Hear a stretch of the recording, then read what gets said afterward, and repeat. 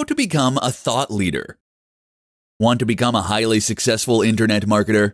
Then you also need to become a thought leader. A thought leader is someone who leads the discourse when it comes to a certain topic or niche.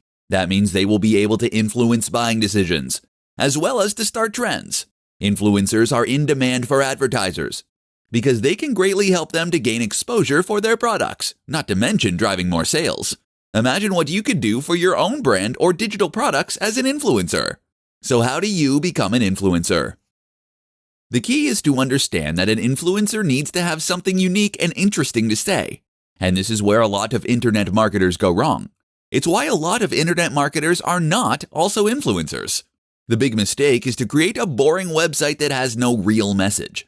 An example might be a fitness website that just shares generic fitness tips. This doesn't have an emotional hook or anything to help it stand out from the crowd.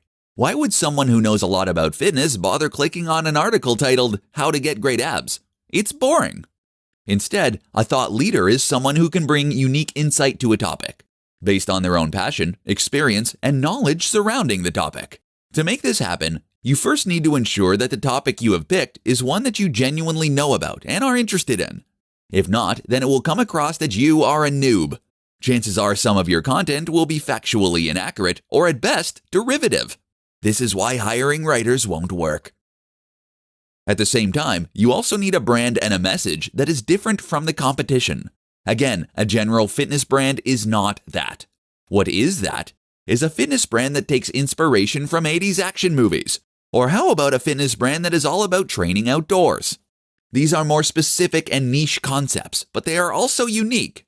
Moreover, the people who find them appealing will now only have one place to get that kind of content, and the rest of the fitness industry will certainly sit up and take notice. That is how you become a thought leader. That and lots of consistent posting with great marketing and a knack for telling stories.